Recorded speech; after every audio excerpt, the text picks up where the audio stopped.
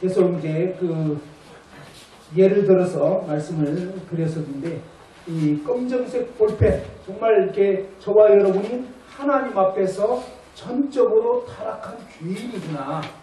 어떤 면에서 살펴봐도 창조 목적에 비추어서 또 이제 정말 이 십계명에 비추어 봤을 때도 우리는 하나님의 계명을 제대로 지키지 못한 그러한 죄인임을 알 수가 있습니다.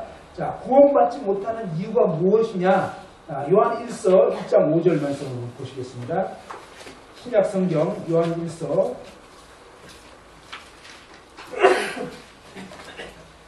1장 5절입니다. 요한 1서 1장 5절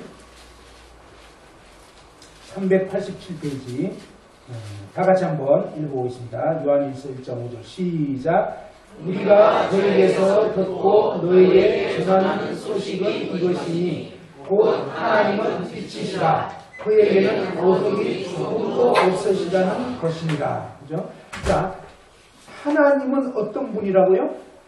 하나님은 빛이시라. 그 하나님에게는 어둠이 있다 없다? 얼마큼 없다고요? 조금도 없다. 그래서 하나님 계신 거룩한 나라는 죄가 조금도 없는 곳이기 때문에 죄가 있는 사람은 죄가 있는 채로는 못 들어간다. 그죠? 거룩한 곳이기 때문에 이사야 59장 1절 2절 찾지는 않겠지만 거기에 보면 오직 너희 죄 때문에 너희와 너희 하나님 사이가 갈라져 버렸다. 그래서 이 죄는 마치 먹구름과 같아요. 빛 대신 하나님과 여러분 사이를 가로막고 있는 여러분의 죄악의 먹구름. 이 죄악의 먹구름이 싹 걷어져야만, 싹 없어져야만 우리가 하나님의 거룩한 나라에 들어갈 수 있는 것이지, 교회 생활을 아무리 오래 했다 할지라도 죄 문제가 해결이 안 되면 하나님 나라에 들어갈 수가 없다 하는 거거든요. 그러면 지금까지 죄가 무엇인가에 대해서 살펴봤습니다. 이 먹구름과 같은 죄가 뭐냐? 바로 하나님이 우리를 처음 지은 목적, 하나님 영광을 위해서 지었는데 하나님 위하여 살지 않고 나를 위해서 산 거, 그거부터 죄고, 하나님 형상대로 지어서 하나님과 사귐을 가져야 되는데 하나님 계신지도 모르고 하나님과 사귐 가질 생각도 안 했고 그것도 죄고, 그 다음에 뭡니까? 하나님 모양대로 지어서 하나님을 마음에 모시고 살았어야 되는데 그렇지도 않았죠. 그 다음에 뭡니까? 생명 대신 하나님을 저버리고 선악과를 먹고 내가 주인인 양 내 마음대로 내 생각대로 내 판단대로 산, 그것도 죄요. 그 다음에 십계명을 어겨버린 거, 마음과 목숨과 뜻과 힘을 다해서 하나님을 사랑하고 이웃을 사랑해야 되는데 하나님 사랑하지도 않고 이웃도 사랑하지 않고, 그래서 총체적으로 뭡니까? 저와 여러분은 어두운 죄 가운데 빠져서 살았었는데, 성경 예레미야 2장 13절에는 보면 내 백성이 두 가지 악을 행했다. 그 두 가지 악이 뭐냐? 첫 번째, 생수에 거는 데는 나를 버린 거. 생명의 물이 되시는 하나님 버린 게 죄고, 그 다음에 그 하나님 버리고 스스로 웅덩이를 팠다는 거죠. 하나님 없이 이 허전한 빈 마음을 뭔가 내 만족을 추구하며 살아가는 이런 모든 삶이 바로 죄악된 삶이다 하는 것입니다. 로마서 1장 28절 이하에 보면 마음에 하나님 두기를 싫어하는 것, 그게 죄요. 하나님 두기를 싫어하는 가운데서 행하는 모든 삶의 모습, 곧 모든 불의, 추악, 탐욕, 수군, 비방, 부모를 거역하고 이런 게 전부 다 이 죄악된 그런 삶인 것을 알려주고, 이러한 죄 가운데 살면 로마서 1장 32절에 보면 저희가 이 같은 일을 행하는 자는 사형 지옥에 떨어진다 라고 하는 것을 자기도 알면서도 그런 일을 행하는 자는 옳다는, 왜? 나만 그러냐? 다 그러지 하면서 합리화하는 것입니다. 그런데 하나님 말씀은 분명한 것입니다. 그런 죄 가운데 살고 이 죄로부터 회개치 않고 죄 문제 해결받지 못하면 정말 지옥에 떨어지는 것입니다. 마가복음 7장 20절에서 23절에는 보면 마음으로 지은 죄에 대해서도 알려줍니다. 이 마음에서 나오는 것이 곧 더러운 것이라는 것입니다. 우리는 생각할 때 겉으로 행한 것만 죄라고 생각하는데 그게 아니라 우리의 이 마음속으로 지은 것, 이런 것도 다 죄가 된다는 것입니다. 마음속에 품은 것, 그죠? 마음속에서 이 누구를 미워하는 게 곧 살인죄라고 했습니다. 마음속에 이 음란한 생각을 품는 게 곧 간음죄라고 했습니다. 이런 식으로 마음으로 지은 것도 다 죄가 되는 것입니다. 자, 마태복음 5장 한번 보십시다. 마태복음 5장 21절 마태복음 5장 21절.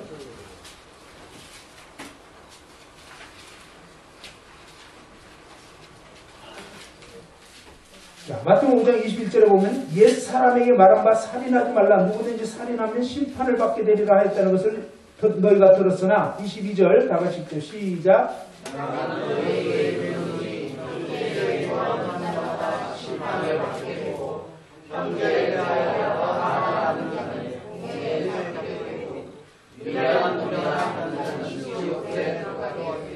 예, 실제 살인을 해야 지옥 가는 게 아니라 누구를 미워하고 누구한테 정당한 이유 이상으로 화를 내거나 이런 것도 다 죄라는 것입니다. 그리고 그런 이 미련한 놈라는 그런 욕 한마디만 해도 지옥불에 들어가게 된다. 이게 뭐예요?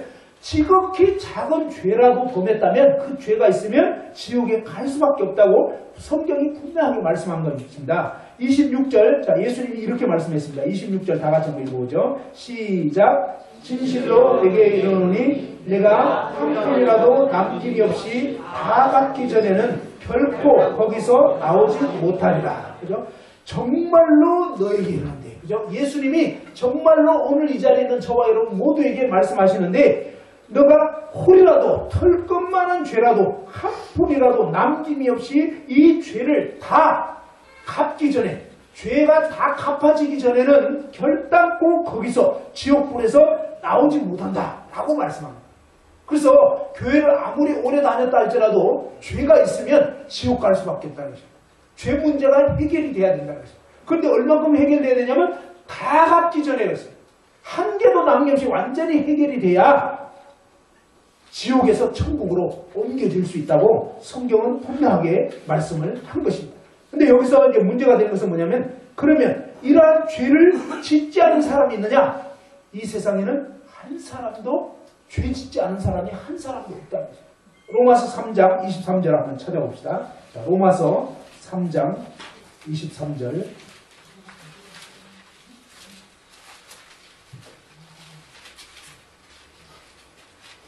자, 마지막 시간이니까 어쨌든 성경을 한번 다 같이 찾아도 보고 또 같이 보셔서 한번 또 읽어보시고 무슨 뜻인지 잘 생각을 해봅시다. 자, 로마서 3장 23절.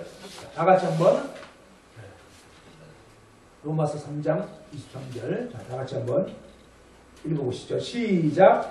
모든 사람이 죄를 범하였음에 하나님의 영광에 이르지 못하더니. 자, 여기 말씀을 보니까 어떤 사람이 죄를 범했다고요? 모든 사람. 네. 혹시 사람이 아니신데 이 자리에 혹시 들어오신 분 계시지 않겠죠? 자, 하나님 말씀은 분명합니다. 어떤 사람이 죄를 범했다고요? 한번 따라서 해줘. 모든 사람. 모든 사람. 자, 모든 사람 속에 누가 들어가요? 자, 손 머리 위로 한번 올려가지고, 예, 잠깐 한번. 자, 운동. 하나, 둘, 셋, 넷. 다시 반대로. 다섯, 여섯, 일곱, 여덟. 한 번 더. 둘, 셋, 넷, 다섯, 여섯, 일곱, 여덟. 자, 그렇습니다.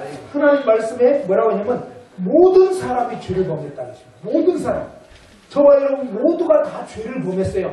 그 다음에 모두가 다 죄 가운데 태어났습니다. 그죠? 그래서 이 죄 때문에 지옥 갈 수밖에 없다. 이 죄를 한 개도 남김없이 다 벗어야 된다. 라고 알려주셨는데, 자, 로마서 6장 한번 보십시다. 로마서 6장. 이렇게 죄를 범한 사람, 이 죄에 대한 결과가 어떻게 되는지, 죄값이 어떻게 되는지, 로마서 6장 23절. 자, 한번 찾아봅시다. 자, 로마서 6장 23절. 다 같이 한번 읽어봅시다. 시작. 죄의 삭은 사망이요 하나님의 은사는 그리스도 예수 우리 주 안에 있는 영생이다. 예, 하나님 말씀해 보니까 한번 따라서 해보죠. 죄의 삭선, 죄의 삭은 죄의 값은 사망이요. 예, 바로 저와 여러분이 그동안 살면서 죄를 지었잖아요. 그죠? 근데 이 죄에 대한 값을 하나님이 딱 매겨놨어요. 어떤 값을 매겼냐면 사망의 값을 매겨놓은 거예요. 죄 지었으면 죽어야 이 죄가 갚아진다는 것입니다. 죽어야. 그죠? 죄값은 사망. 네, 죄값은 사망. 자, 우리 어머님은 계속 수면 모드인데. 잠깐만. 예, 좀 주물러 주세요.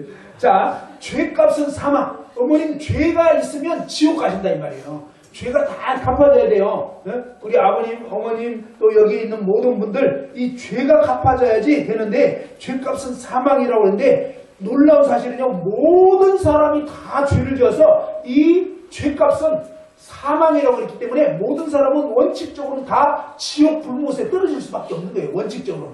그죠? 그리고 계시록 20장에 보면요. 이 죄 목록이 계시록 20장 11절에서 15절에 보면 모든 구원받지 못한 사람들 하나님 앞에서 그 사람들이 지은 모든 죄의 목록이 하나님 책에 다 기록이 돼 있어요. 기록. 그래서 각 사람이 자기가 지은 그 죄에 따라서 재판을 받고 지옥에 던져지게 되는 이런 사실이 성경에 분명하게 기록이 되어 있습니다.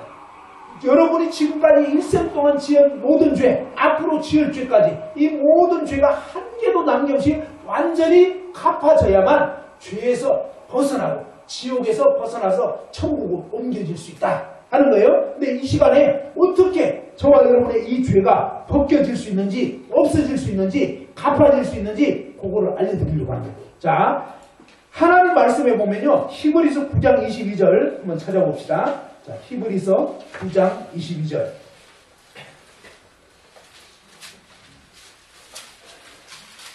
자, 히브리서 9장 22절. 다 같이 한번 읽어보겠습니다. 362페이지입니다. 히브리서 9장 22절 시작. 율법을 따라 너희 모든 물건이 피로써 정결하게 되나니 피 흘림이 없은즉 사함이 없느니라. 자, 하나님의 율법, 우리가 십계명 이렇게 다 하나님의 율법입니다. 이 하나님의 법을 따라서 거의 모든 물건이, 이 말은 모든 죄인은 이런 의미예요. 피로써 정결하게 깨끗하게 될 수 있는데 피 흘림이 없으면 죄의 용서함이 없다. 자, 죄를 지은 사람, 이 죄를 벗을 수 있는 길을 하나님은 어떻게 알려주셨냐면 죄 값이 갚아져야 된다고 했어요. 죄값. 자, 예를 들어서 외상을 1000만원치, 우리 아버님이 1000만원은 되게 적은 것 같아요. 10억 정도.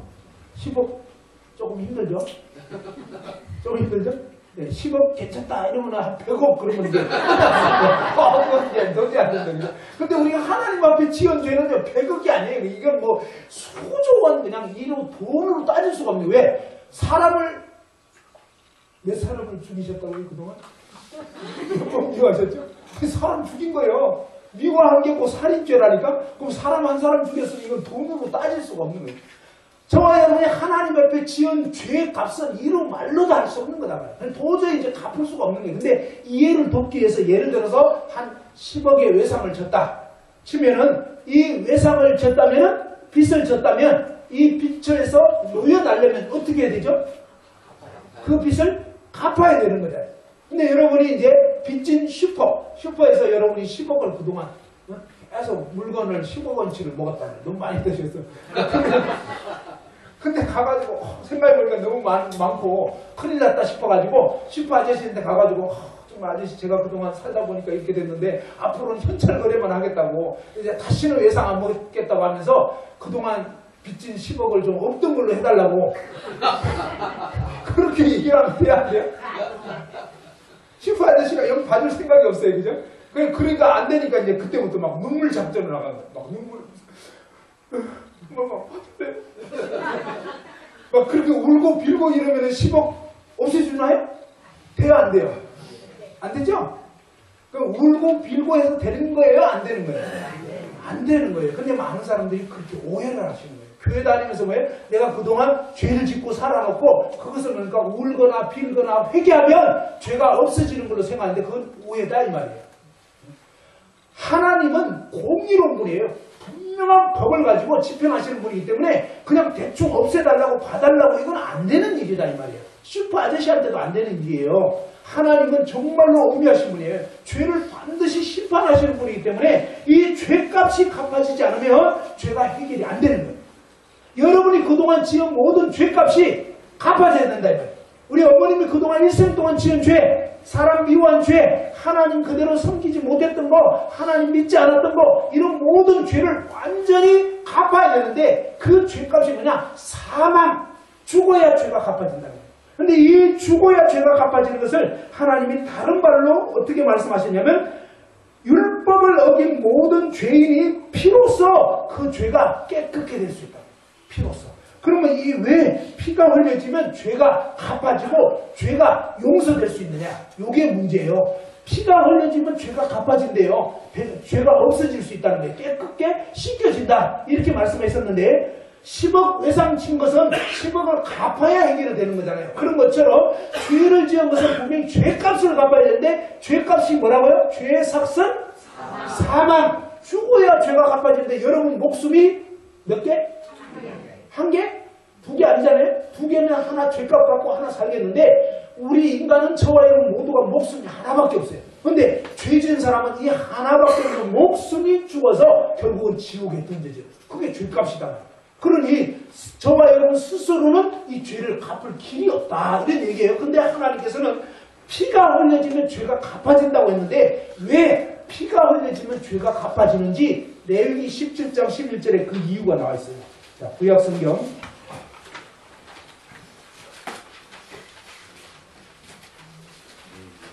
구약성경 창세기 출애굽기 레위기 해가지고 173페이지 자, 레위기 17장 11절 네, 다같이 한번 읽어보겠습니다. 레위기 17장 11절 다같이 읽어보겠습니다. 시작. 이제 생명은 피에 있습니다. 내가 이 피를 너희에게 주어 하나님의 너희의 생명을 위하여 속하게 하였나니 생명이 피에 있으므로 피가 죄를 속합니다. 예, 우리 인간 육체의 생명은 피에 있다. 그죠? 사람이 피를 3분의 1 이상 흘리면 죽어요. 피가 돌면서 산소 공급도 해주고요. 그 다음에 뭡니까? 영양분 공급을 해주는 것입니다. 그래서 이 육체에 피가 잘 돌아야지 피 안 돌면 멍들고 그 다음에 뭡니까? 피가 뇌경색 이런 거 전부 다 뭡니까? 돌다가 중간에 막혀버린 거예요. 아니면 뇌출혈 그러면 뭐 피가 터져가지고 핏줄 터져가지고 뇌에서 피가 나오면 뇌출혈 되는 거거든요. 자, 이렇게 피가 원활하게 돌아야 뇌도 건강해지고 폐도 건강해지고 심장도 튼튼해지고 되는 겁니다. 피가 돌아야지 이 생명이 잘 유지가 되는 것입니다. 우리 인간 육체의 생명은 피에 있다고 하나님이 알려주셨고 하나님이 뭐라 하냐면 내가 이 피를 너희에게 주어 제단에 뿌려가지고 너희의 생명을 위하여 속죄 한번 따라합시다. 속죄 예, 갚을 속 예, 범한 죄 예, 이 범한 죄를 갖다가 허물죄 이 허물과 그 죄를 갖다가 갚게 했다는 어떻게? 피로써 하나님께서 내가 이 피를 너희에게 주어 제단에 뿌려가지고 너희의 생명을 위하여 속죄 죄를 갚게 하였나니 생명이 피에 있으므로 피가 죄를 갚느니라. 자, 우리 인간의 생명은 피에 있다는 것입니다. 육체의 생명은 피에 있어요. 그런데 하나님께서 죄 지은 사람은 그 사람 피가 흘려져서 죽어서 어떻게 보면 지옥에 던져져야 되는데 그런데 하나님께서 어떠냐면 어떤 사람이 죄를 지었는데 그 죄 지은 사람 대신해서 구약시대에는 어떻게 했느냐 그 죄 지은 사람을 대신해서 양이나 소나 비둘기나 이런 정결한 짐승을 내가 지은 죄를 대신할 수 있도록 그렇게 해주셨어요. 그래서 옛날 시대에 사람들이 죄를 지으면 레위기 4장에 보면요 그렇게 나와 있습니다. 죄 지은 사람은 자기의 죄를 벗고 싶으면 구원받고 싶으면 그는 흠없는 재물을 끌고 와야 돼요. 레위기 4장 27절 한번 보십시다. 자, 레위기 4장 27절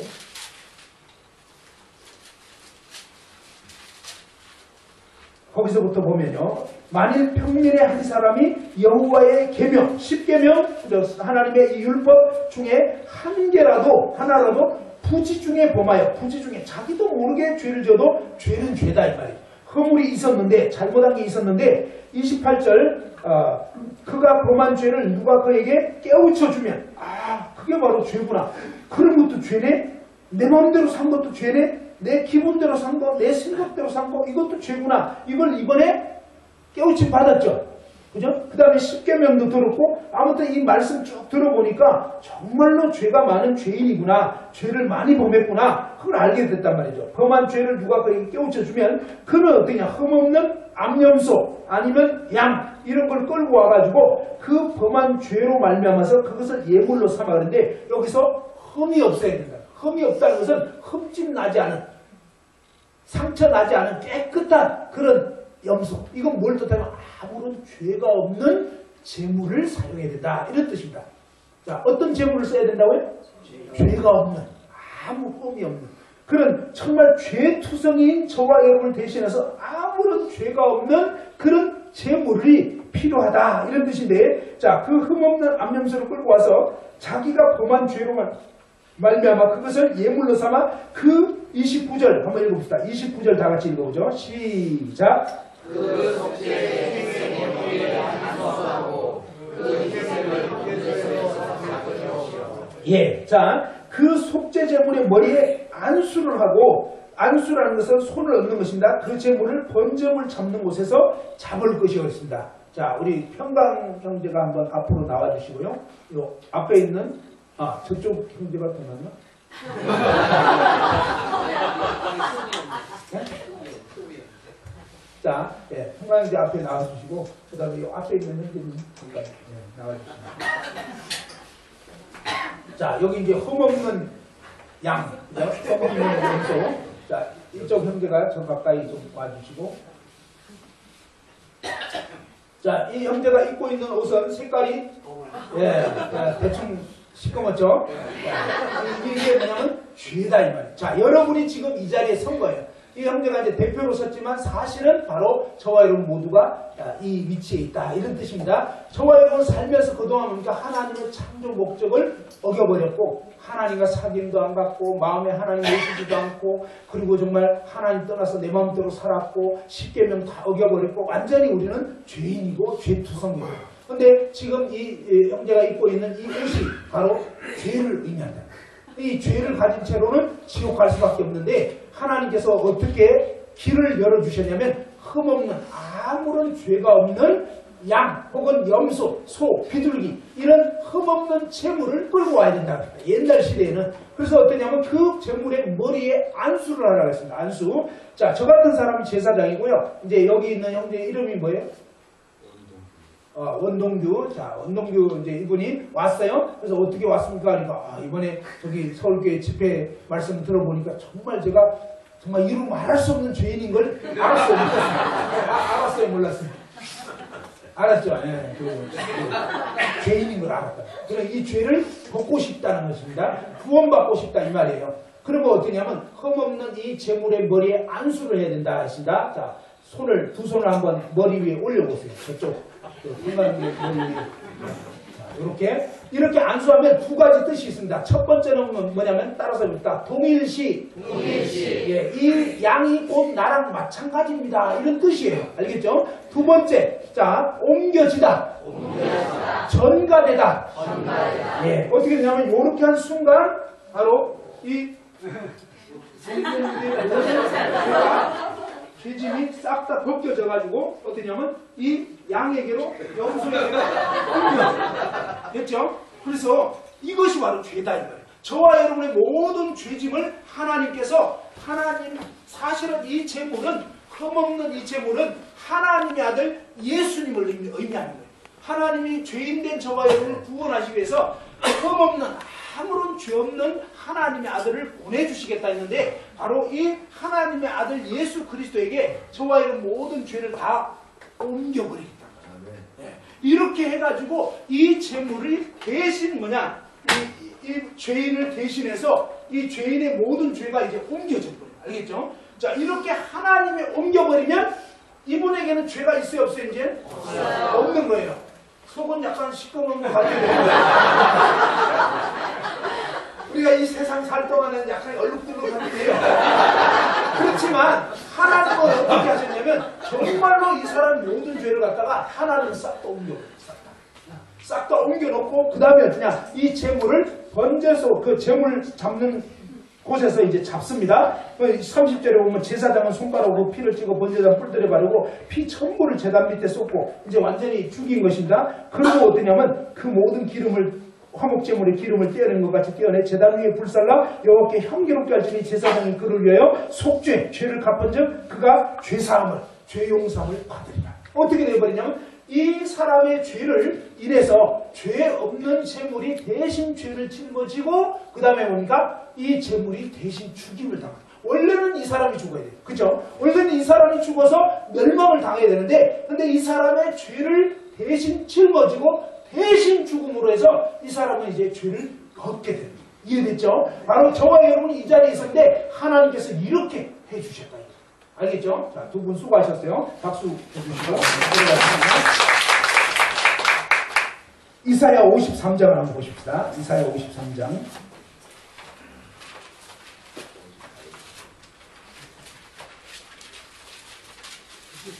많은 사람들이 오해하는 것이 있는데 뭐냐면 내가 무엇을 잘해야지 구원받을 수 있는 걸로 생각하는데 그게 아니에요. 저와 여러분은 아무리 해도 지옥 갈 수밖에 없는 그런 지옥 갈 자격밖에 없어요. 그런데 하나님께서 저와 여러분을 죄에서 구원해 주신다는 거예요. 어떻게 해요?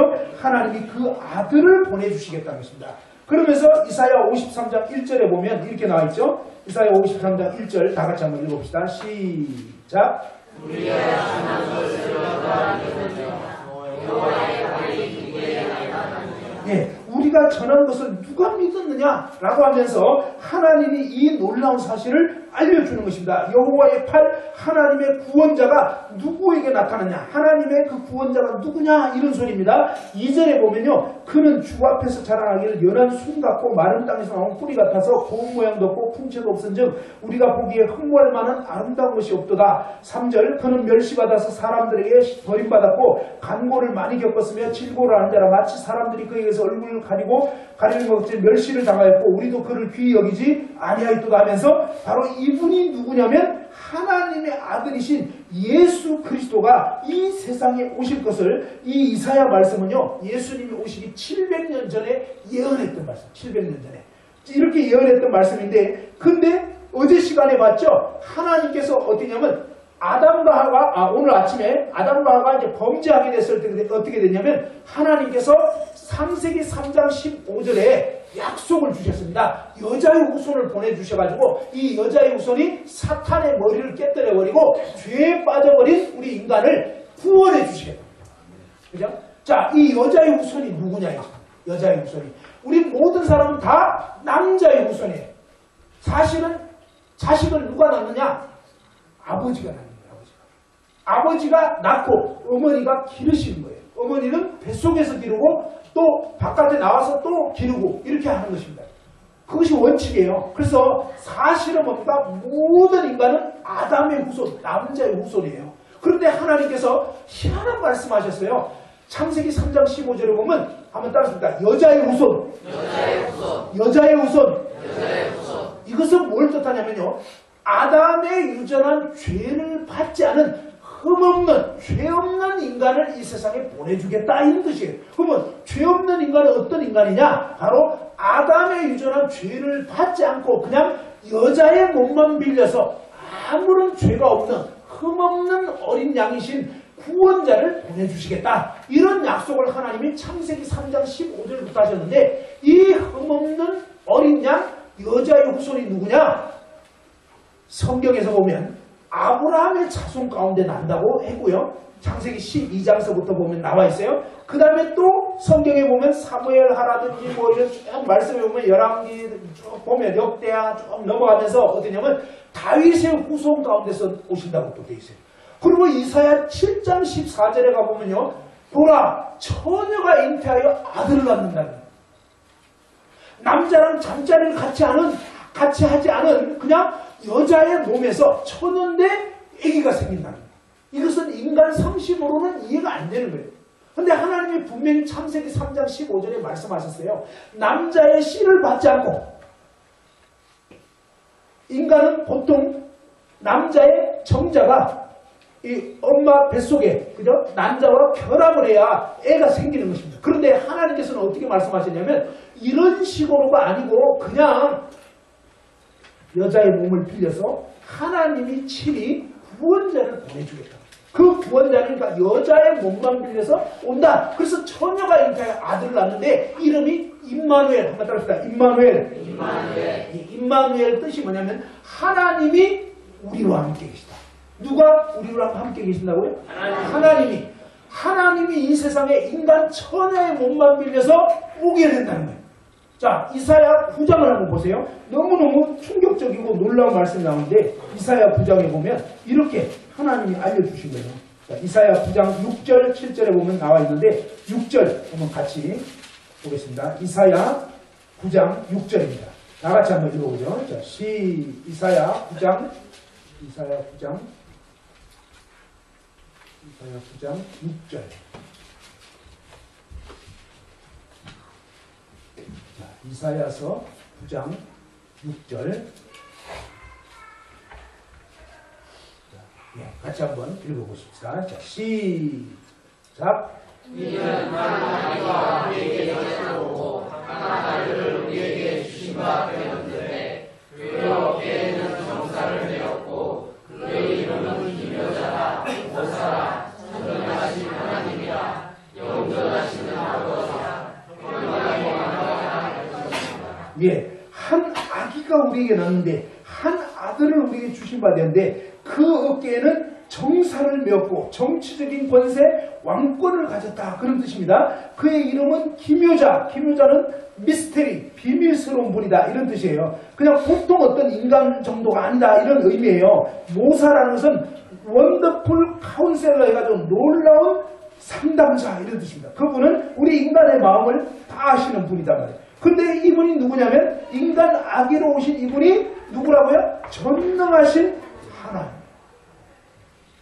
인간 아기가 왔는데 인간 아기로 태어났는데 이분이 사실은 누구냐면 전능하신 하나님이 인간의 몸을 입고 이 세상에 처녀의 몸을 빌려서 오게 되는데 이분은 누구냐면 사실은요 아버지 하나님, 아들 하나님, 성령 하나님, 영원 절대자이신 아들 하나님이 인간 세상에 하나님이 정하실 때 지금부터 2000년 전 이스라엘 유대 땅에 하나님께서요 유태 민족 가운데 보내시겠다고 이미 약속을 한 거예요. 하나님이 이렇게 해주신 거예요. 어떤 민족에게든지 이 구원자를 보내셔야 되는데 하나님의 뜻 가운데서 세상에서 가장 머리 똑똑한 유태인들한테 사실은 이 성경을 기록하고 있어요. 왜? 하나님 말씀은 너무나 중요합니다. 그냥 좀 그렇지만 머리 안 좋은 그런 민족들한테 써라 그러면 잘못될 수가 있으니까 세상에서 제일 똑똑한 민족한테 이 성경 기록하는. 근데 이 유대인들은요 성경을 정말 자기 목숨보다 소중히 여겨요. 그렇게 해서 이 성경을 기록하게 하고 그 다음에 하나님께서 이 이스라엘 민족 가운데서 구원자를 보내주겠다. 이것은 이스라엘의 종교가 아니에요. 온 우주 만물을 창조하신 하나님이 어쨌든 어떤 민족 가운데 구원자를 보내야 하는데 하나님이 선택을 그렇게 한 거예요. 그렇게 해서 뭡니까? 영원 절대자이신 아들 하나님이 인간 세상에 왜? 모든 사람이 죄를 범했잖아요.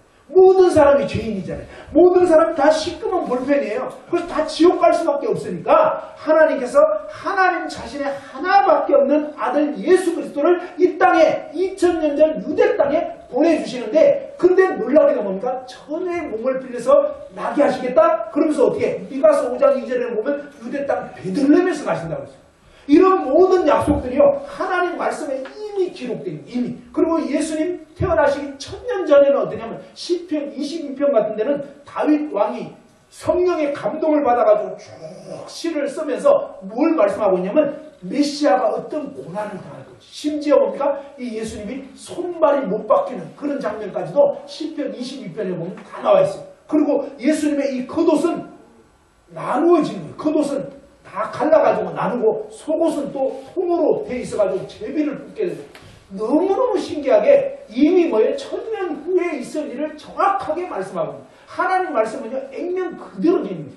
이런 식으로 뭡니까? 하나님이 미리 될 일까지 다 예언하셔가지고 그 일이 이루어질 때 믿도록. 이거는 그냥 되어진 게 아니다. 이건 이미 창세기 3장 15절에 하나님이 여자의 후손 보내주겠다는 거예요.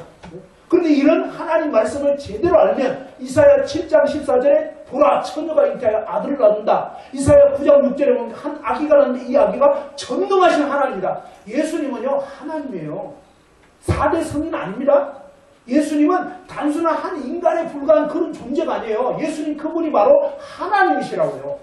온 우주 만물을 창조하신 하나님. 요한복음 1장 1절에 보면 태초에 말씀이 계시니라 이 말씀이 하나님과 함께 계셨으니 이 말씀이 바로 하나님이다 하면서 이 말씀이 요한복음 1장 14절 육신 우리 인간의 육체를 입고 오셨는데 말씀이 육신이 되어 우리 가운데 거하시며 우리가 그 영광을 보니 아버지 하나님의 독생자 하나밖에 없는 아들이신 예수 그리스도의 영광이라는 거죠. 예수 그리스도는 누구냐면 말씀 하나님이 인간 세상에 뭐예요? 보이는 하나님으로 오신 거예요. 하나님을 우리 인간이 볼 수가 없는 거예요. 그런데 예수님 뭐예요? 보이지 않던 하나님이 그 하나님이 이제 하나님 자체이신 아들 하나님이 인간의 모습을 입고 이 세상에 오신 거예요. 그러니까 그 예수님은요 아무 죄가 없어요. 아무 죄가 없으신 그분이 이 세상에 왜 오셨냐 이 말이에요.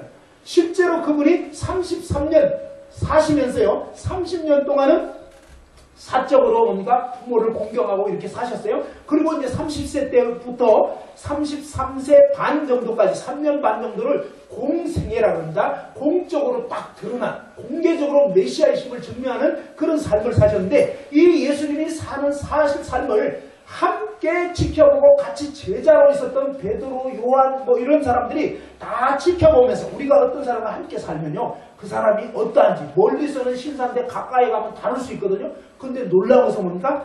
베드로, 예수님의 제자 베드로나 요한이나 하나같이 뭐예요? 그분에게는 죄가 없다. 그분은 죄를 범하지 않았다. 그분은 심지어 죄를 알지도 못한 뭐예요? 정말 흠없는 어린 양. 아무런 죄가 없어요. 그러니까 말씀에도 나와있죠. 예수님 뭐라 했습니까? 누가 오른편뺨을 때리면 어떻게 하라고요? 왼편뺨도 돌려드려야 돼. 누가 겉옷 뺏어가면 속옷까지 주라는 것이죠. 근데 예수님 정말 그렇게 해요. 원수를 사랑하라. 근데 우리는 됩니까? 안 됩니까? 안 되잖아요. 그죠? 그러니까 우리는 다 시꺼먼 굴배. 우리는 다 안 돼요. 그런데 예수님은요 완전히 거룩하시고 깨끗하신 의로우신 완벽하신 하나님 그분 자체이신 이분이 이 땅에 오셔서 그분은 아무런 죄 없는 삶을 사셨고 사람들이 다 알게 됐어요. 심지어 예수님을 팔아넘겼던 가룟 유다조차도 이 예수님을 팔아넘기게 되는 거 이것도 시편에 나와 있어요.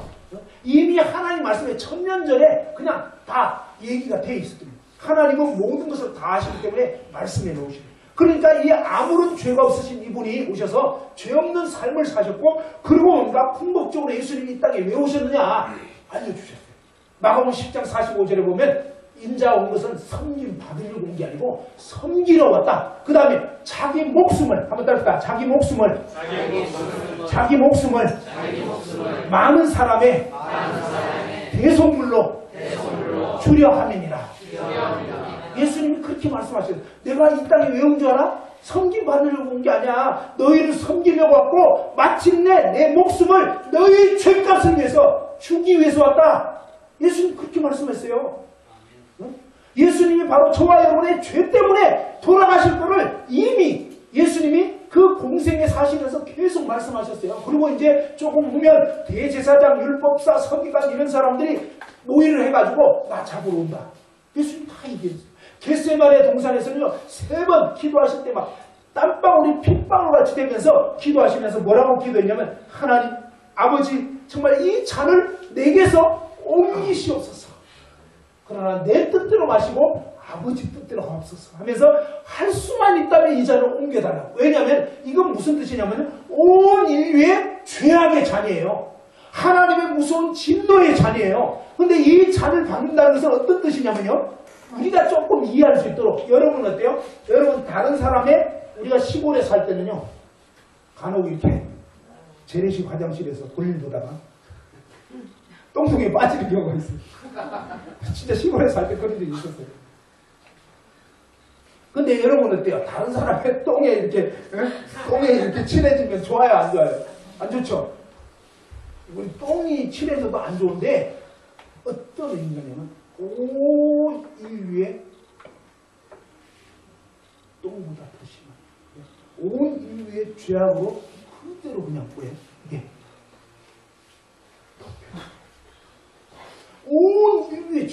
죄의 잔. 바로 저와 여러분 일생 동안 범한 모든 죄악을 그분이 다 받아 마시게 돼요. 그렇게 되면 어떻게 되냐면 하나님은요 특별만한 죄도 용납하실 수 없는 거예요. 아버지 하나님께서 뭡니까? 이 아들 하나님이 이제 모든 죄를 인류의 죄를 다 덮어쓰게 되면 그때부터는 이제 뭡니까? 그냥 진노 가운데 있는 하나님의 진노의 대상이 됩니다. 이 일이 너무나 무서운 일인 거예요. 그러니까 그분이 그냥 십자가에 못 박혀 돌아가시는 그것 때문에 막 힘들고 괴로워하고 그것이 아니에요. 물론 이 인간적인 고통도 괴로운 거겠지만 그거보다는 훨씬 더 중요하고 무서운 일이 뭐냐? 그분은 제가 너무나 거룩하시고 정결하신 아들 하나님이 저와 여러분의 모든 죄를 다 덮어써야 된다. 이건 정말 끔찍한 일인 거예요. 그리고 그것으로 인해서 어떤 결과가 되게 되냐면 아버지 하나님과 단 한 번도 사귐이 끊어진 적이 없었던 그 아들 하나님이 아버지 하나님과 단절이 돼요. 죄는 분리를 일으킵니다. 그래서 예수님이 정말 이 길밖에 없냐고.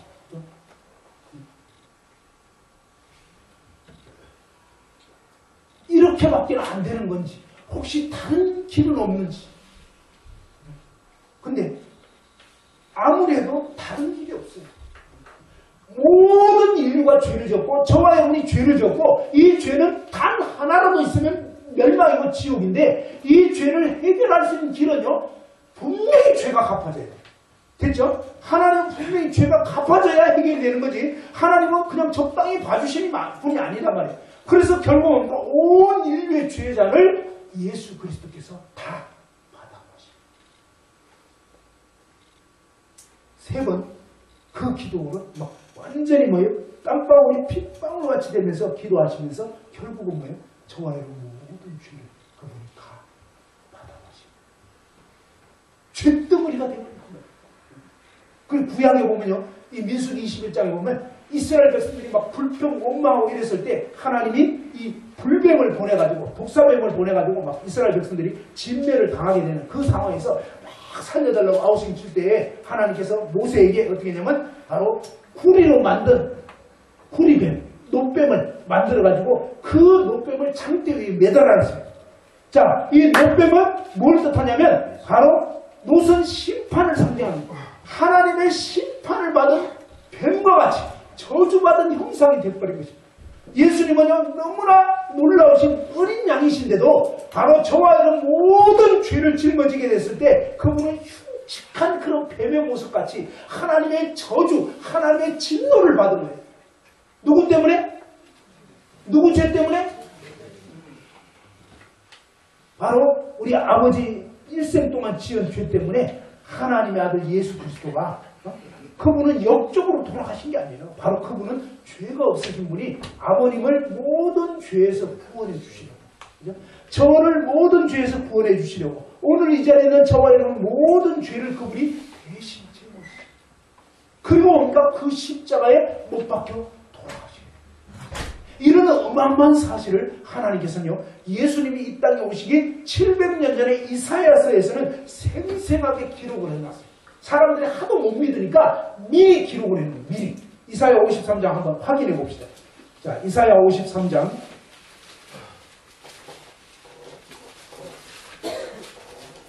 저와 여러분의 죄가 어떻게 됐는지, 하나님이 어떻게 하셨는지 한번 보시자고요. 자, 이사야 53장 4절에서 6절까지인데 4절에 보면요.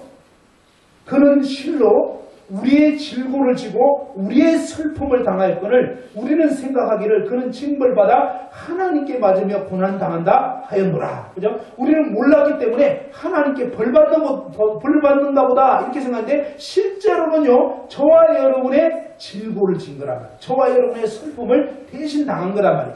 5절 알려줍니다. 다 같이 한번 읽어보죠. 5절 이사야 53장 5절 시작.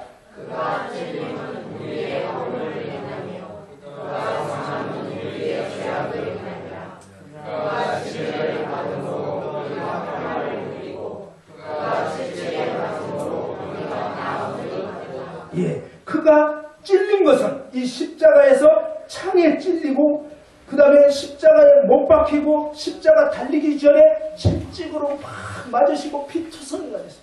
가시로 막 면류관을 씌웠잖아요. 사람들이 너가 유대인의 왕이냐? 네가 메시아냐? 그러면서 막 조롱하면서 가시 면류관을 씌워가지고 콕 누르면서 완전히 이마에 막 피가 흘러내리죠. 그 다음에 뭡니까? 이 기둥에 묶어놓고 그냥 완전히 채찍으로, 이 채찍 끝에는 동물의 뼈 조각, 쇠 조각 이런 것이 달려있어가지고 한 번씩 내리칠 때마다 그냥 살점이 떨어지는 그런 무시무시한 형벌을 받은 그런 형벌을 받고 최종적으로는 어떻습니까? 이 나무 십자가 그 사형틀에 매달려가지고 손발이 못 바뀌는데 시편 22편 1000년 전에 다윗이 선시해서 저들이 내 수족을 찔렀다. 내 손발을 찔렀다고. 다윗 생애에는 손발 찔린 적이 없어요. 근데 이 다윗이 뭡니까? 성령의 감동으로 구원자이신 예수 그리스도가 어떤 고난 당할지를 그대로 알려준 거예요.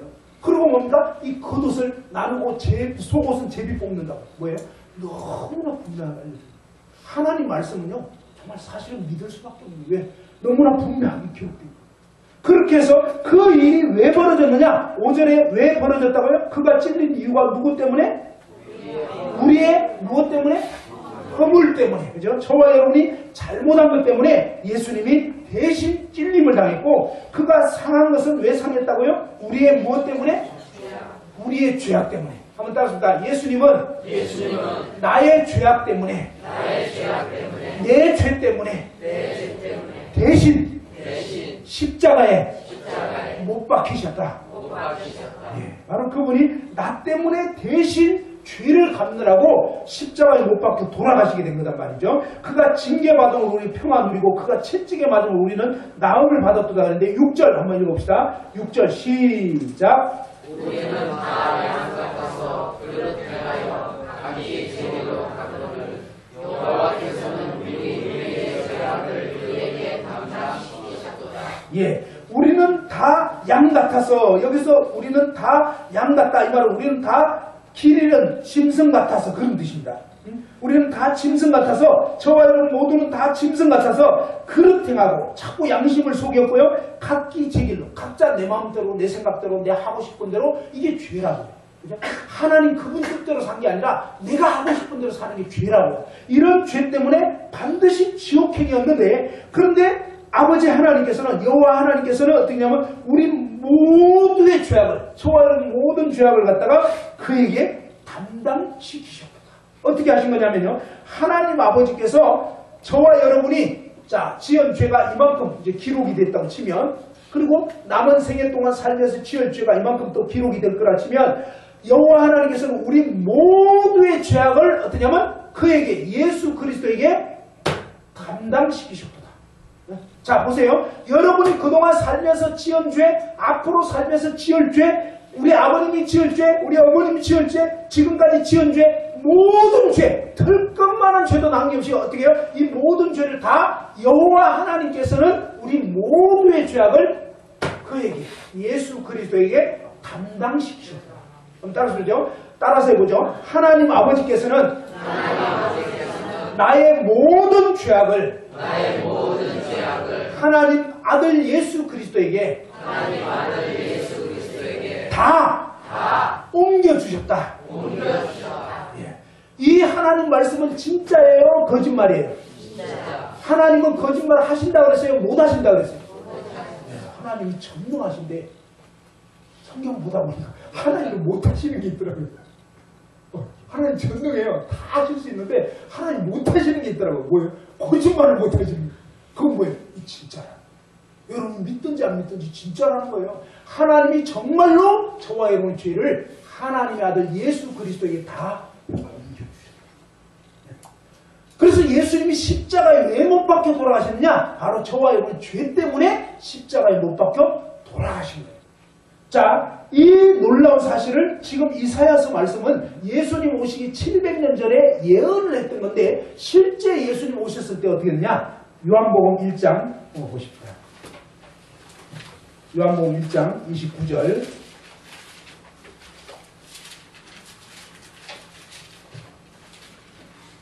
지금으로부터 이제 2000년 전 이스라엘 유대 땅에 예수님이 이제 나셨어요. 그리고 이제 30세 되셨을 때 공적으로 메시아이심을 증명하는 삶을 살게 되시는데, 그때 세례 요한이 이렇게 예수님에 대해서 증거를 합니다.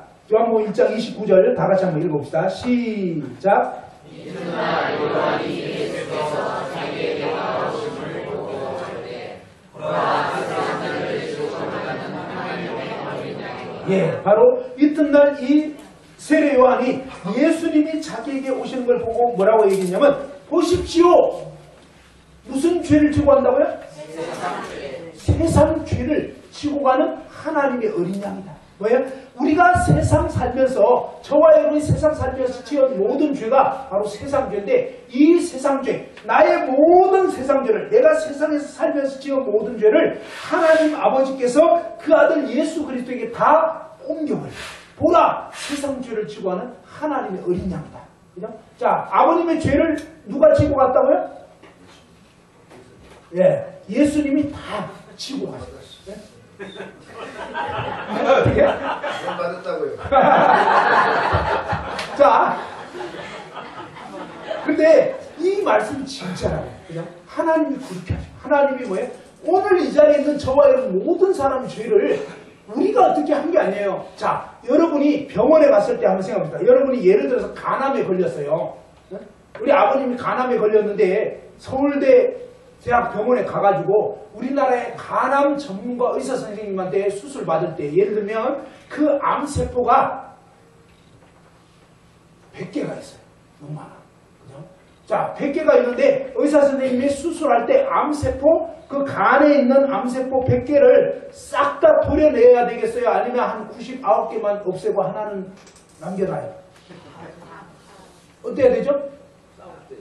싹 없애요. 무슨 얘기냐면, 하나님이 우리를 구원하시려면 저와 이런 모든 죄를 싹 없애야 되는 거예요. 그래서 하나님 아버지께서 저와 이런 모든 죄를 싹 다 도려내가지고 예수 그리스도에 옮겨버렸다는 거죠. 알겠죠? 아까 이사야 53장 6절이 그렇게 말씀한 거예요. 이사야 53장 6절에 보면 우리는 다 짐승 같아서 그릇 행하여 각기 제 길로 갔거늘 여호와께서는 우리 모두의 죄악을 그에게 옮겨주신다. 개역 개정이 좋은 것 중에 하나는 요 말씀은 기가 막히게 했습니다. 그전에는 약간 모호했는데 요번에는 보니까 우리 모두의 죄악을 옮겨요. 이게 진짜거든요. 하나님께서 저와 이런 모두의 죄악을 갖다가 싹 다 예수 그리스도로 옮겨버려요. 그것을 요한복음 1장 29절에 보라, 세상 죄를 지고 가는. 뭐예요? 어떤 사람이 이런 교회를 엄청 다녔는데 어떤 청년이 죄 때문에 너무너무 고민하면서 어느 날 이 청년이 하나님께 기도를 하면서 이런 하소연을 했어요. 하나님, 정말 예수님이 세상 죄를 지고 갔다고 하는데 저의 죄는 어떻게 됐습니까? 정말 중요한 게 내 죄잖아요. 남의 죄 말고. 그럼 하나님, 예수님이 세상 죄 지고 갔다고 하는데 제 죄는 어떻게 됐습니까? 이렇게 막 하나님께 자꾸 하소연하니까 하나님이 어느 순간, 야, 너는 세상에 안 사냐? 아니, 자 봐봐요. 하나님, 예수님이 세상 죄를 지고 갔다고 하는데 저의 죄는 어떻게 됐습니까? 그러니까 하나님이 하도 답답해가지고 그 청년한테 알려준 거예요. 야, 넌 세상에 안 살아? 그게 무슨 뜻이에요, 그게?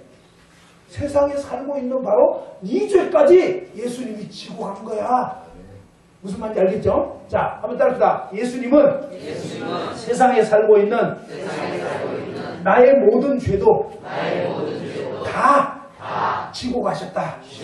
네, 이 청년이 그때 그냥 탁 깨우쳐진 거예요. 그렇구나. 이 청년이 김종만 형제님이라고 날아가신 그분이 바로 그런 일이 있었어요. 옛날 교회는 오래 다녔는데 막 구원 못 받아가지고 막 헤매시다가 막 그렇게 하소연을 했는데 어느 순간에 하나님, 야, 너는 세상에 안 살아? 네? 그러네. 세상에 살고 있는 바로 내 죄를 예수님 지고 가셨네. 그 사실이 탁 믿어져서 구원받게 되셨다고 들었어요. 이런 식으로 하나님은 우리에게 진리를 탁 깨우쳐줍니다. 내가 뭘 잘해야 되는 게 아니구나. 이미 하나님이 잘해놓으셨구나. 어떻게? 하나님 아버지께서 나의 모든 죄를 예수 그리스도를 통해서 다 담당해봐. 그래서 누구든지 이제 뭡니까? 이 예수님이 십자가에 못 박혀서 어떻게 되냐? 요한복음 19장 30절. 자, 저와 여러분의 모든 세상 죄를 다 지고 가셔가지고 어떠냐? 요한복음 19장 30절. 다 같이 한번 찾아서 또 읽어봅시다. 요한복음 19장 30절. 다 같이 한번 읽어봅시다. 시작.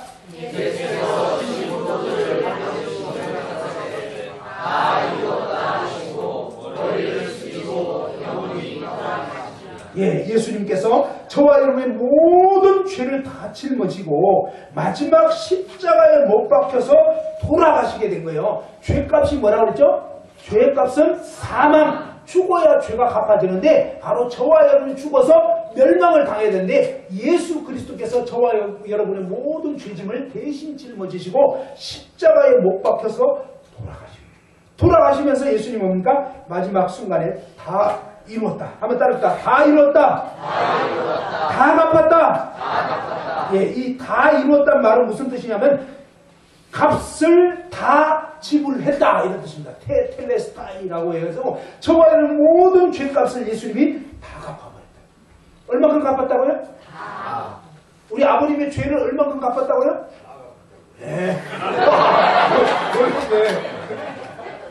정말이에요. 우리 아버님 그동안 하나님 많이 대적했어요. 제가 깨졌어요. 근데 아니 봐봐요. 집회 시작하기 전에 아버님 봤을 때는 정말 제가 가능성이 없다 이런 생각이 들었어요. 이렇게 완고하실 수가 있나 이런 마음이 들었는데 그런데 하나님은요 우리가 그렇게 하나님을 대적하고 하나님 원수가 됐거든요. 근데 원수 같은 우리를 그래도 사랑하셔요. 그게 왜? 부모 마음이에요. 부모는요 자식이 왼수 같아도 그래도 그 자식도 그냥 사고 쳐가지고 감방에 갇히고 막 또 위자료 물어야 되고 이러면 어때요? 정말 평생 그 자식을 위해서 또 뭐예요? 부모는 계속 속아주는 거예요. 계속 갚아주는 그게 부모 마음이에요. 하나님 아버지라니까 아버지이시기 때문에 저와의 모든 죄를 사실은 다 갚아버린 거예요. 근데 분명한 사실은 뭐냐? 죄 있는 채로는 절대 천국에 올 수 없기 때문에 하나님은 얼마나 오미하시냐면요. 하나님 자기 아들을 죽이셔요. 그러니까 이 사실을 좀 생각해보면 정말로 이해가 안 돼요. 저에게는 아들이 있거든요. 만일에 여러분 아들이 사고를 쳐가지고 사형을 당해야 된다. 이런 일은 있어서는 안 되겠지만, 그죠? 근데 혹시 여러분 아들 죽어야 되는데 저한테 와가지고 정말 제 아들이 잘못해가지고 이렇게 되는데 혹시 형제님 아들을 대신 좀 죽게 해주세요. 절대 이런 얘기 이 자리를 빌려서 분명히 얘기합니다. 저는 제 아들 절대 내줄 수가 없어요. 근데 저는 생각하면 할수록 하나님이 나 같은 죄인을 위해서 저와 여러분 같은 진짜 사고 뭉치고 정말 죄투성인 우리 같은 인생을 위해서 하나님은요 자기 하나밖에 없는 아들을 내주셔요. 아무런 죄를 짓지 않는 너무나 사랑스러운 아들이잖아요. 독생자라고. 하나님 아들이시고 아들 하나님이에요. 근데 그 아들 하나님을 우리 같은 죄인을 위해서 문제투성이를 위해서 자기 아들을 내준 거예요. 그러니까 뭐예요? 이거보다 더 큰 사랑이에요. 하나님이 세상을 그토록 사랑하셨어요. 하나님이 이 세상에 있는 저와 여러분을 그토록 사랑하셔서 독생자 예수 그리스도 하나님 하나밖에 없는 아들을 내어주셔서 이는 저를 믿는 자마다 멸망하지 않고 영원한 생명을 얻게 하는 하나님 아버지께서 보라 아버지께서 어떠한 사랑을 우리에게 주셨는가. 그건 정말 아무리 생각해도 이해하기 어려워요. 세상이 어떻게 그럴 수가 없나. 전요 고등학교 1학년 때 믿어요. 그때부터 1학년 때까지 시간이 지나면 지날수록 이해할 수 없는 이건 정말로 이해할 수 없는 어떻게 하나님이 그렇게 하셨어요. 하나님 정말로 너무너무 놀라 하나님이 그 아들을 내주셨어요. 우리의 죄가 심각해요 사실은. 그런데 뭡니까? 하나님의 그 사랑은 그 죄하고는 또 비교할 수 없는 사랑은 하나님이 자기 아들을 내어주실 정도로 그렇게 우리를 죄에서 건져주십니다. 그리고 사실은 뭐냐면요. 사실은 이렇게 됩니다. 바로 이 탱자나무 죄인인 저와 여러분을 살리시고자 하나님 아버지께서 그 아들을 하늘 세계에서 이 세상에 내려보내십니다.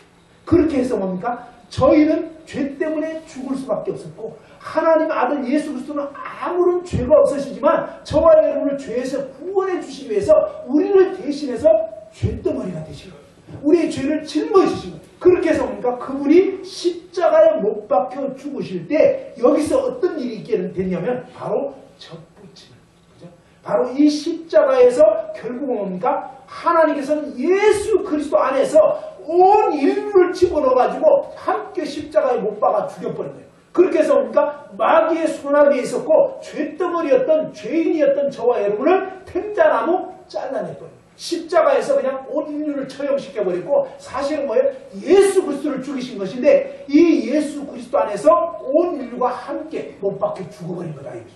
하나님은 온 인류에 대해서 끝내버린 거예요. 왜? 도저히 개선의 여지가 없는 거예요. 그래서 결국 뭡니까?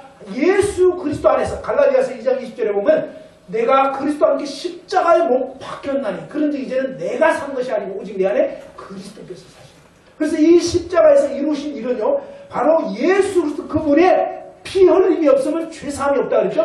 예수 그리스도의 피 흘려주심으로 우리의 죄값이 지불됐을 뿐만 아니라 그래서 하나님께서는 그 아들의 피를 보시고 우리는 모든 죄에서 이제는 용서 죄가 갚아져 버린 거예요. 정당하게 값이 지불된 거예요. 죄값이 지불된 거예요. 그 다음에 뭡니까? 범죄하던 이 아주 골칫덩어린 이 옛사람 텐자나무 이거 어떻게 할 거냐. 이대로 두고가 아주 골치가 아파요. 그래서 어떠냐. 하나님 아버지께서는 바로 하나님의 아들 예수 그리스도 안에서 함께 못 박아 죽여버려요. 그리고 뭡니까? 함께 장례를 치러버린 거예요. 그리고 뭡니까? 예수 그리스도께서 모든 죄값을 치르시고 사흘 만에 죽은 자 가운데서 부활되게 하셨을 때 하나님 아버지께서 부활시키셨을 때 우리를 그리스도 안에서 함께 부활되게 하고 함께 연합되게 해버립니다. 그래서 함께 못 박아서 이 마치 성경책 안에 저와 여러분을 성경책이 예수님이라면 예수님 안에 우리를 집어넣어가지고 예수님이 우리를 대신해서 피 흘려 돌아가심으로 저와 여러분 모든 죄의 죄값을 다 갚아버렸어요. 죄가 하나도 없이 다 끝내버립니다. 암세포 싹 다 도려내버립니다. 이해됐죠? 의사 선생님이 수술을 한 거예요. 우리는 아무 행한 것이 없어요. 그냥 우리는 수술 때 가만히 누워있는 것밖에 한 게 없는 것처럼 오늘 이 시간에 저와 여러분 구원받기 위해서 한 거 아무것도 없어요. 우리는 죄진 것밖에 없었거든요. 우리는 암덩어리 키운 것밖에 없어요. 그래서 우리의 노력과 애씀으로 구원 못 받는다 이 말이에요. 그런데 뭡니까? 의사 선생님이 그 무서운 암덩어리를 한 개도 남김없이 싹 다 도려내는 것처럼 하나님 아버지께서 우리의 모든 죄를 아들 예수 그리스도에 다 옮겨버렸고 예수 그리스도 안에서 뭐예요? 저와 여러분을 함께 그리스도와 처형시켜버립니다. 그래서 함께 죽이시고 함께 장난치르고 함께 부활되게 하셔서 이제는 뭡니까? 우리는 더 이상 텐자나무가 아닌 예수 그리스도를 믿는 순간 접붙여져 버려요. 그리스도를 믿는 순간 그리스도와 함께 연합이 되어버린 거예요. 그 안에 함께 포함되어져서 우리는 거듭난 새 피조물이 되는데 자 그러면 이제 이렇게 된 것을 일컬어서 성경에서는 베드로전서 2장 24절에 이렇게 알려줍니다. 한번 보십시다. 베드로전서 2장 24절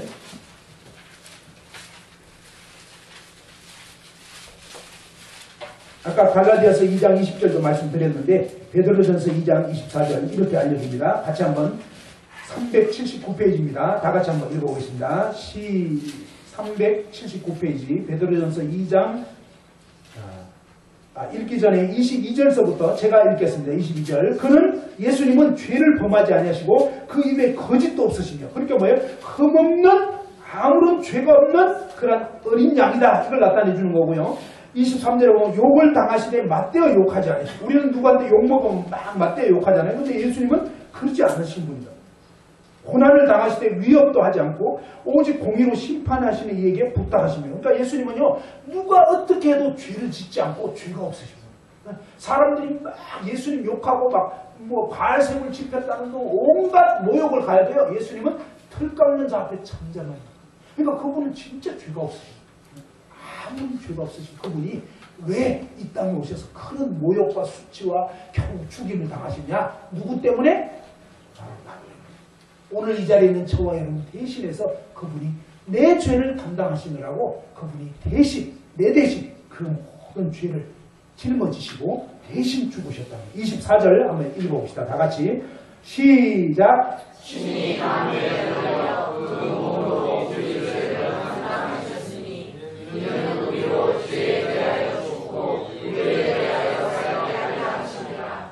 그와 같이 죄의 만족으로 우리는 나오려는 예, 친히 이 말은 직접 나무에 십자가 그 사형틀에 매달려서 그 몸으로 누구의 죄를 담당했다고요? 우리의 죄. 그러면 우리라는 말은 우리 그러면 오늘 이 자리에 있는 여러분은 해당돼야 안 돼요? 네, 우리라는 말은 내가 있어야 우리가 되는 거예요. 나가 없으면 너희 이렇게 되는 거죠. 그죠? 이 우리라는 말은 제일 먼저 여러분 우기 한 사람 한 사람이 먼저 들어요. 그래서 예수님은 바로 내 죄를 담당하셨으니 이는 나로 죄에 대하여 어떻게 죽고 죄 가운데 살던 이 탱자나무 인생 끝나고 잘려지고 그 다음에 뭐 의에 대해서 이 말은 바로 의로우신 예수 그리스도에 대하여 살게 하려 하십니다. 이제 탱자나무 찍혀지고 뭐예요? 귤가지로 접이 붙여지고 저와 여러분은 이제 죄인이었던 나는 죽었다 이 소리입니다. 예수님 믿었다 이 소리는 예수님이 내 마음에 이제 믿어졌어요. 예수님 내 모든 죄를 사해 주셨고 예수님 너무 감사합니다. 이렇게 진짜 마음에 믿어진 사람요 거듭난 사람이에요. 어떤 사람? 탱자나무 인생 끝났다. 이제 뭐예요? 귤가지로 접붙여진 새 피조물이 됐다. 하나님의 아들, 딸이 됐다 이 말. 이제부터 어떻게 살아야 되냐? 이제부터 뭐예요? 귤 열매 맺는 삶. 그리스도가 내 안에서 사시는 삶. 귤이 맺혀지는 삶. 이게 성령의 열매가 맺혀지는 삶. 이런 삶을 사는 것이 합당하다. 그죠? 그래서 바로 죄에 대하여 죽고 탱자나무 죽고 의에 대해서 귤가지로 이제 살게 하려 하심이라. 그가 채찍에 맞은 의인은 나음을 얻었나니 너희가 전에는 양과 같이 길을 잃었더니 이제는 너희 영혼의 목자와 감독 되신 이에게 돌아왔느니라. 이렇게 이제 접붙여진 사람, 예수님 마음속에 이제 믿은 사람, 아 예수님이 나 때문에 돌아가셨구나, 내 죄를 담당해 주셨구나. 그렇다면 나의 모든 죄를 예수님이 다 담당해 주셨고 그 예수님이 이제는 뭡니까? 전에는 내가 주인이었어요. 그죠? 근데 이제는 뭡니까? 접붙여지고 나니까 누가 위에 있어요? 예수님이 나의 머리인 거예요. 그전에는 내가 머리 행세인 거예요. 알겠죠? 근데 이제는 뭡니까? 내 삶의 주인은 내가 아니요 그리스도. 그리고 그 주님이 나를 통해서 사시기를 원하는데 이 생명이 우리 안에 이제 심겨진 거예요. 믿은 사람은 이제 예수님의 생명으로 새 생명을 가진 새 피조물로 태어났어요. 갓난아이, 영적 갓난아이. 인간적인 연세는 많으시겠지만 예수님을 믿은 순간 영적 갓난아이로 태어납니다. 갓난아이는 뭘 먹어야 되죠? 엄마 젖 먹어야 되죠. 네. 그런 것처럼 뭡니까? 이 젖이 뭐냐면 하나님 말씀. 하나님 말씀. 베드로전서 2장 2절에 봐봐요. 자, 2장 1절 2절 보면 나와 있습니다. 같이 한번 읽어보죠. 베드로전서 2장 1절 2절. 자, 시작. 그러므로 모든 악독과 모든 이별과 외식과 시기와 모든 비방하는 말을 버리고 갓난 아이들같이 순전하고 신령한 짓을 사모하라. 이는 그로 말미암아 너희로 구원에 이르도록 자라게 하려 함이라. 그죠?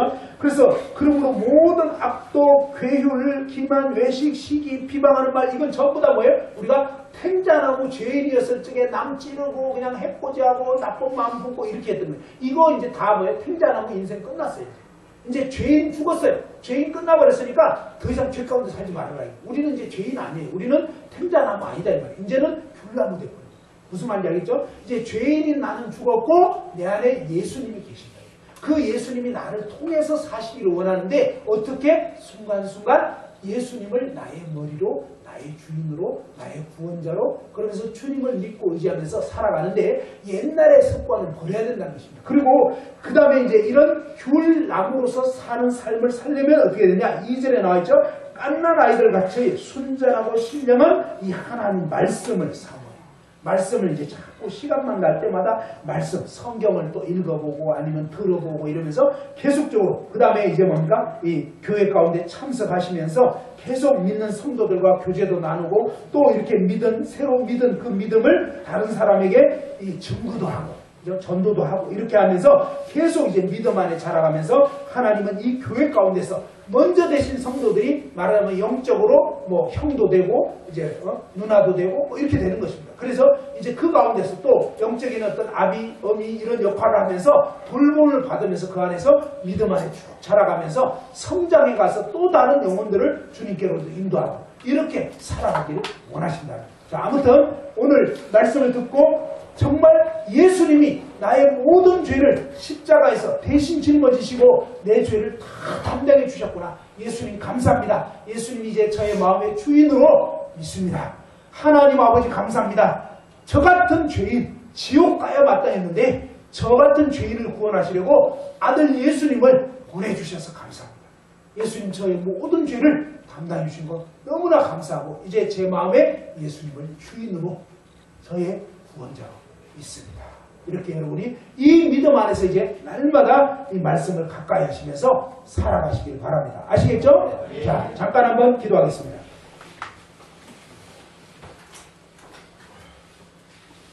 하나님 아버지 하나님께서는 모든 사람이 구원을 받으며 진리를 아는 데 이르기를 원하셔서 아버지 하나님의 하나밖에 없는 아들 예수 그리스도를 하나님을 몰랐고 하나님을 대적했던 원수 같은 정말 죄 많은 저 인생들을 위해서 아버지 하나님께서 아들 예수 그리스도를 보내주신 것을 생각할 때 감사합니다. 예수 그리스도께서 저희들의 모든 죄악을 다 짊어지시고 저희의 죄 때문에 저희들의 죄 때문에 그 모진 고초와 슬픔을 당하시고 채찍을 맞으시고 가시면류관에 찔리시고 손과 발에 못 박히시고 온몸에 채찍을 받으시면서 결국은 정말 하나님의 그 무서운 진노를 당하시고 저희들의 모든 죄를 인한 벌을 받으심으로 저희의 모든 죄값을 예수 그리스도께서 다 치러주신 것을 생각할 때 너무나 감사를 드립니다. 그로 인해서 저희들의 모든 죄가 갚아졌고 아버지 하나님께서 저희의 죄를 예수 그리스도를 통하여 용서해 주신 것을 생각할 때 너무나 감사를 드립니다. 이 말씀을 들은 모든 분들이 참으로 이제 마음 중심에 하나님의 아들 예수 그리스도를 구원자로 주인으로 믿고 이 주님을 믿고 따름으로 아버지 하나님께 남은 생애 동안 하나님 가까이 하며 영광을 돌리게 도와주시옵소서. 계속적으로 말씀과 기도와 또 이제 이 몸된 교회 가운데서 함께 이 믿음이 자라갈 수 있게 도와주시기를 원합니다. 아버지 하나님께 모든 것을 의탁드렸고 저희를 죄악 가운데서 구원하여 주신 예수님의 이름으로 아버지 하나님께 감사기도 드리옵나이다. 아멘.